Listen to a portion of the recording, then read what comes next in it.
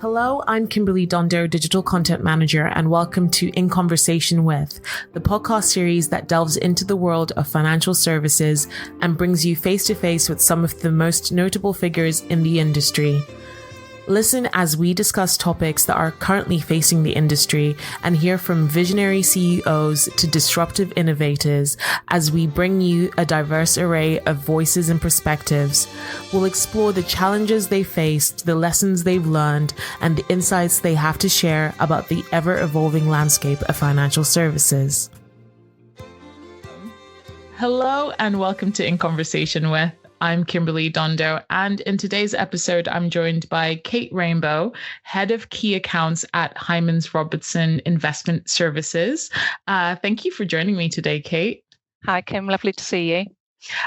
So before we get into the nitty-gritty of this episode, could you give us a bit of a background into yourself and how you got started in financial services?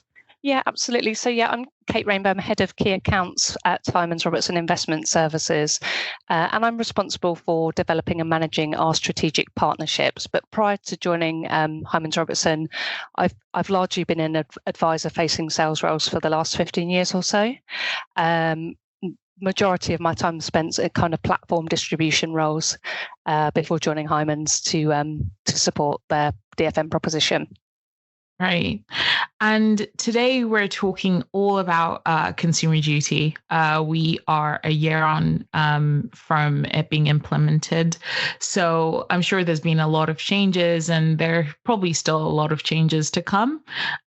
So starting off with outsourcing, I wanted to know, you have mentioned that consumer duty might lead to more outsourcing. So how do you see this playing out in practice, and what are the key considerations for firms making this shift? Yeah, I think we're already seeing this play out in practice with the strong growth we're seeing in the MPS market. And we're definitely experiencing increased interest from advisors in having conversations around outsourcing. Mm-hmm.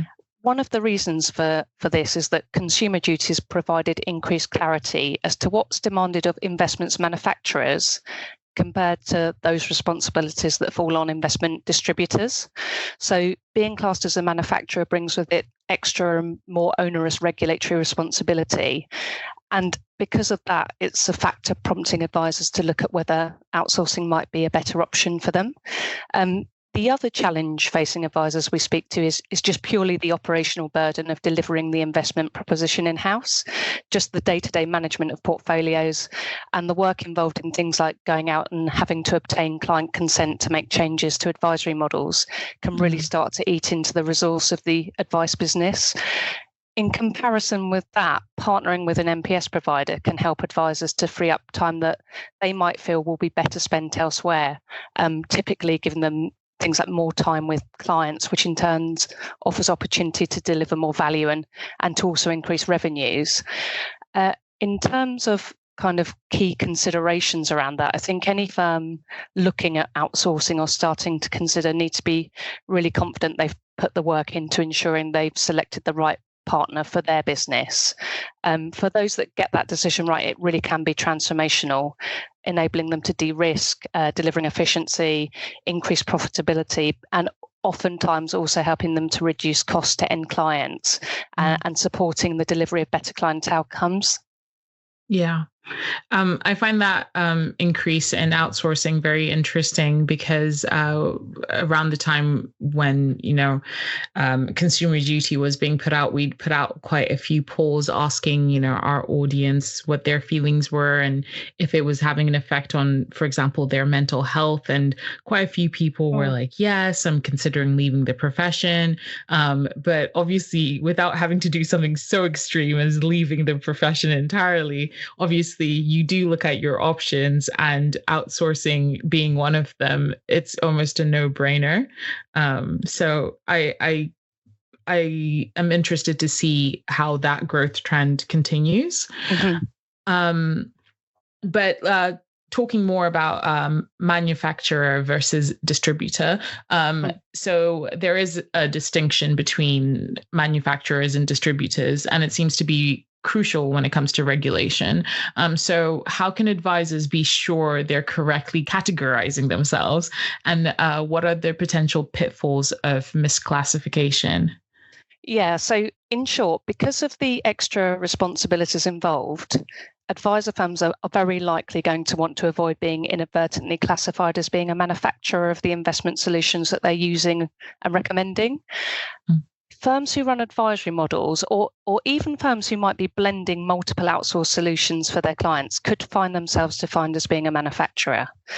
And actually, it could even be a consideration for advisors that would think that they'd never be classed as a manufacturer, where maybe they're working with a single MPS partner to outsource.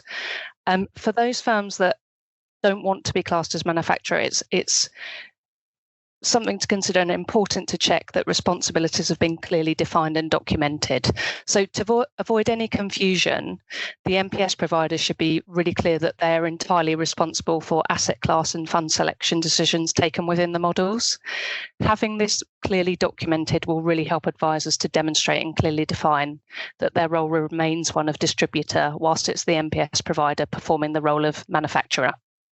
With increased scrutiny on governance and operational responsibility, what specific questions should advice firms be asking of their investment partners to ensure they are consumer duty compliant? Advisors need to be satisfied that their chosen MPS partners have the operational resources, systems and processes in place to effectively administer and monitor model portfolios on platforms. And that goes beyond basic aspects. So things like checking that funds remain available for investment. Advisors should consider looking sort of deeper than that for real ongoing rigor. So that would include things like the performance of regular checks to ensure that the investment operations teams are implementing portfolios in the correct manner. Mm-hmm. The reality is that functionality across different platforms can and does vary quite considerably. So even thinking about things like how operational cash works on the platform, the treatment of new monies being invested, the order in which assets might be sold to fund things like fees and income. Having an in-depth knowledge of that as an MPS team is really vital to help us be certain that we're implementing in the most efficient manner and therefore can demonstrate we're supporting advisors to achieve the best possible client outcomes. Right.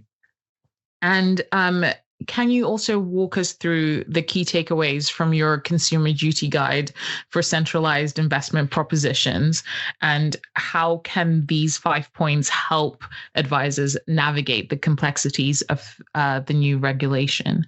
Yeah, so it can be actually really hard to get to the detail of what the duty means for centralised investment propositions, because the breadth and depth of consumer duty means that its application is wide and can be subject to some interpretation. So to try to help with this, we put together this simple 5-part consumer duty CIP checklist.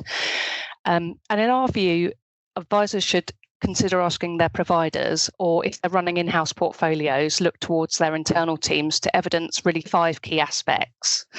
So the first is a value for money framework and assessment. And these have been around for a while now, and firms will be familiar with them. Advisors should ask to see the value for money framework as well as the MPS's actual assessment against his considerations, and this should be done on an ongoing basis. So you'll find with higher quality investment providers, they'll be updating their value for money statements on at least an annual basis. The next aspect we kind of highlight is evidence of target market documentation and robust scenario testing. So as part of PROD, most MPS providers or advised model users will have a clear definition of target markets for their investment portfolios. And again, there's nothing really new here, and most MPS providers will provide these to advisors recommending their investment solutions on an ongoing basis. But in our opinion, evidence portfolio scenario testing is far patchier, but it's just as important. So the duty puts a greater emphasis now on portfolio stress and scenario testing. And in particular, it's clear in asking the MPS provider and advisor to evidence how they've done their bit to avoid foreseeable harm. The third area the guide outlines is comms. So from an end client perspective, comms related to the makeup and performance of investments and markets can add real value. High quality comms have got an important role to play in helping individuals to maintain confidence during times of stress, and can provide important context in making key decisions alongside their advisor. So thinking about aspects such as the impact of inflation on their plans, timing of retirement, or even the implications of withdrawing or adding to investments. Mm-hmm. Then we get to point 4 of the guide, and this is going back really to the importance of documenting roles and responsibilities. So kind of making reference to what I talked about in that whole manufacturer versus distributor kind of point that we raised. Having that documentation in place really is key, especially for those firms who don't want to accidentally fall into being a manufacturer, haven't made an active choice that they want to be a manufacturer. Right. And then the last item on our checklist is due diligence. And I think the key message here is asking for the how as well as the what. Mm-hmm. So again, good quality partners, good providers will encourage that enhanced scrutiny, and they'll be happy to openly share data and answer all questions as appropriate. So quite a few things covered there. I guess if I was trying to summarize in one key takeaway, it would be remembering the importance of writing everything down. So documenting evidence against those 5 aspects will really help advisors, we think, to demonstrate that they fulfilled their obligations in recommending or overseeing clients' investment solutions. Yeah. And next, I wanted to talk a little bit more about delivering value and evidencing that you're delivering value. It seems almost, I think some people have said it seems so vague and broad. Like, how do I exactly say that I've delivered value? But how can advisors effectively communicate this to clients, especially in potentially volatile market environments like right now? Yeah, you're right. It's sometimes really hard to quantify the value. It can feel quite intangible, but advisors play a crucial role in supporting individual clients. And arguably, actually, that value is even more accentuated during those difficult times where you're seeing increased volatility, when individuals who maybe don't have access to advice could well be at risk of making poor decisions, which could quite negatively impact their long-term outcomes. And a good example of that is just coming out of the market at the wrong time. Mm-hmm. So one of the ways that we try to think about how we can support advisors is how can we help them evidence that value, and how can you almost bring that to life for the client. And one example, quite a simple example, but I think quite a powerful example, is just a simple piece of work that we did where we did a bit of an analysis to look at an example investor coming out of the market at the outset of the COVID crisis, and then reinvesting when the markets bounced back and the dust had settled about 3 months later. And what we found was that investor would have been about £15,000 worse off after 3 years than if they just held tight and stayed in the market. So just being able to do simple things like that to put a monetary value on the difference to a client that probably getting sound advice would have made is just one example of the way we kind of think about how we can support advisors to demonstrate the value that they deliver. Yeah, because I can imagine if you don't have an advisor, you're just going to look at the current state of the markets and just panic and be like, I need to take everything out now. And I think most people always say, hold tight. You don't know what the future might hold. So don't panic. The worst thing you can do is just panic. And it's the benefit of having that expert advice, someone to talk to stop you from making those knee-jerk decisions, which could negatively impact the outcome that you get. Definitely. It's better than listening to a forum on Reddit, for sure. So can you explain the concept of scenario testing and how it helps advisors avoid foreseeable harm? And what specific scenarios should advisors be considering in the current economic climate? So as I touched on earlier, there is now this greater emphasis on portfolio stress and scenario testing, and it links in with that clear requirement to evidence how we're doing our bit and how advisors are doing their bit to avoid foreseeable harm. So I think we'd expect advisors to be asking to see analysis showing how portfolios have been tested across multiple future different economic scenarios, as well as how the investment process checks on an ongoing basis that portfolios remain appropriate given the specific risk target that's being sought.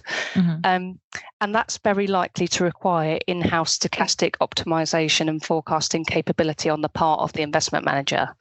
So as an example, we use our own in-house model, our economic scenario service, which also supports our institutional assets under influence within the Hymans Robertson Group to scenario test models against around 5,000 forward-looking economic scenarios, including accounting for extreme market events. Yeah. And how has consumer duty changed what advisors should be looking for from MPS providers in terms of client communications? And what are some of the best practices for ensuring clear, fair, and not misleading communications? So Consumer Duty makes it clear that providers and advisors should reflect on and account for behavioural aspects when they're interacting with clients. So we think the demand of investment managers and providers here should be twofold. So firstly, clear documentation should outline what and with what frequency comms will be delivered as part of the MPS service. And then secondly, MPS partners should be working with you to evidence that the comms they're providing are appropriate for retail clients. So that should account for aspects such as whether the content's written in plain English, that it's sufficiently jargon-free. And it also needs to be tested for application and relevance. So I think all too often in the past, as providers, we've delivered broad topical or technical market analysis, which it can sometimes be very hard to draw out the kind of real so what impact for the individual's portfolios. Which can be very confusing as someone who has a background not in finance but in science. Reading some of the scientific papers I had to wade through while I was studying would have been a nightmare if I wasn't if I wasn't in the know, or even trying to explain it to, for example, my sister who isn't in science, a scientist at all. She was just like, I don't know what you're doing, but well done. But if you're trying to do that for a client, you need to make it as simple as possible. So I'm really driven at enhancing that consumer understanding, again, to support them in making the right decisions and achieving those good outcomes. Yeah, because then they'll feel more connected to what they're actually doing, as opposed to just leaving it with someone else. So you also mentioned the importance of advisors scrutinizing their partners. So what questions should advisors be asking their product providers to ensure they are also consumer duty ready? Yeah, so I've touched probably on a number of key areas already, but in terms of other key aspects, I think if I were to pick on one single area which doesn't receive the attention it deserves, it would be getting a really clear understanding of how portfolio asset allocation is actually arrived at. So not just what it is, but what's the methodology to drive your asset allocation. And that's because it's really important. So asset allocation is the single largest driver of investment risk and return. And yet it's quite common for MPS providers to buy in asset allocation from third parties, sometimes with relatively limited awareness within the investment team of the underlying capital market assumptions involved. And in some instances, with an inherent link through to fund or security selection within the portfolio. So asking the MPS provider for clear documentation demonstrating how asset allocation was arrived at, how it's tested and refined, including that stress and scenario testing that we've talked about, and then how it's linked to the fund implementation within the model, I think will really help advisors to identify the quality of the investment proposition. Another area that's worth understanding is the stability of the MPS's ownership and the business strategy. So high quality MPS propositions aren't cheap to run. Fees are under pressure, and you've also got financial hurdles such as capital adequacy, which could result in us seeing some more consolidation in the MPS space. MPS providers should really be able to demonstrate their commitment to the UK advisors and their clients. And then finally, service and support. So I really think the quality of the service proposition can be key to ensuring that a firm maximises the benefits it realises from an outsourcing partnership. having direct access to the investment team to understand the rationale for decisions being taken, how portfolios are positioned in different market conditions can be valuable, particularly so if you're kind of thinking about during periods of market stress or maybe shorter term performance challenges, in helping to maintain confidence in the approach and allowing the advisor to be able to communicate that robustly to their end clients. Mm-hmm. So making sure you really understand what the service element of the MPS, the model portfolio service, is really important. And things like understanding how many staff support the proposition and how many clients the firm serves can be quite a good way of trying to get an insight into whether the providers are likely to have the capacity to offer those real strong levels of access and support and that real kind of true partnership with the advice business. And looking ahead now, how do you see the advice industry adapting to consumer duty in the coming months and years? And what are the potential long-term impacts on this regulation on the industry? I think we're likely to see the shift to outsourcing persist for all the reasons we've discussed. So as firms seek to drive operational efficiency, which in turn will allow them the opportunity to increase profitability and revenues through more time with clients. Yeah. I think, of course, we'll expect to see further innovation. So, we're already looking at how can we use our knowledge of institutional markets to innovate in the retail MPS space. And one good example of this is, for us, use of factor investing alongside traditional active and passive strategies within our portfolios. Factor investing, in simple terms, is a way of accessing some of the benefits of active management, but at passive-like cost, and therefore provides the potential to reduce investment costs while enhancing returns. And it can also actually offer quite strong diversification benefits. Now, what we've seen to date within retail, it's been fairly limited use, but we really think we'll see use of factor grow over time as investors seek value for money. And we've seen institutional investors started adopting factor investments in the 2010s.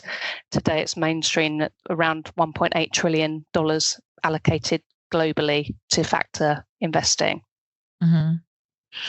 And looking at how Hymans supports advisors, how are you helping advisors navigate the complexities of consumer duty, and what specific resources and support are you offering? Yeah, so under consumer duty, it's clear that firms have to consider the impact that any outsourced services have on their customers' outcomes. Right. And they need to also have confidence in the outsourced parties' investment processes and operational resilience. So one of the simple ways we support this is through that transparency and ongoing engagement with our clients to provide the detail they need to evidence those aspects. So as an example, we provide information to evidence our alignment to the consumer duty cross-cutting rules and the 4 outcomes. We also provide an annual assessment of value. In terms of specific resources, a good example for us would be our sustainable income tool. So I think if you look at one area where clients could be open to increased risk of foreseeable harm, you could argue retirement, with the risk that they could run out of money. The SCA's recent thematic review of retirement income advice has made it really clear that firms must have robust processes in place to support them in determining appropriate levels of sustainable income for clients. And the sustainable income tool that we offer can support this through allowing advisors to access our high quality postcode level longevity data, which covers around 1 in 4 DB pensioners. And then it combines this with the projected returns specific to our model portfolio. So the investment solution that the investor is going to be using in retirement, to provide a guide for advisors to the appropriate levels of income for that individual client based on the probability of this being achievable on a sustainable basis. And finally, I wanted to know if you could share any success stories. So any examples of how advisors have successfully adapted their business models and practices to meet the requirements of consumer duty with your help. Yeah, one example that comes to mind is a firm that has been able to increase their revenue by around 20% through partnering with us to outsource. So it was really interesting. They were very clear that they didn't want to be manufacturer. And they'd also got to the point where realization that really they needed to pass on the operational burden, which was beginning to have a considerable impact on resource within their business. But they were also quite wary of outsourcing. So they'd been successfully running these advisory models in-house. And those models were greatly valued by their clients. So they were balancing that. So it was really, really important for them to find the correct partner, to have confidence to sort of make this leap to outsource, who was the right cultural fit for the business, but also have the ability to provide the right level of support to ensure a successful transition. And that support involved working with the firm to map out the project end to end. And alongside the practical work involved, which involved that kind of in-depth project management, weekly check-ins to keep everything on track, a really key factor there was support with the messaging around the change and how best to communicate that to clients. And we worked really closely with the firm to make sure that was all really on point and positioned correctly with clients. And ultimately, the firm succeeded in moving the majority of their clients into new models in just 3 months. So very, very quickly, really taking away the operational burden that was becoming a challenge for their business and giving them more time to spend with clients, which has helped to result in that significant revenue uplift. Phenomenal. That sounds great. Sounds completely positive and almost a no-brainer. But thank you so much for speaking with me today, Kate. This was a really great conversation. Thanks, Kim. Thanks so much for inviting me on. Thank you for listening to In Conversation With. We do hope that you enjoyed it. Please do keep up to date with all our new releases via Podbean, Apple Podcasts, Spotify, and everywhere else you get your podcasts from. You can also keep up to date with all our new content published on the Money Marketing website, as well as our print edition Money Marketing magazine. So make sure to subscribe. Follow us on Twitter, LinkedIn, Facebook, and Instagram. See you next time.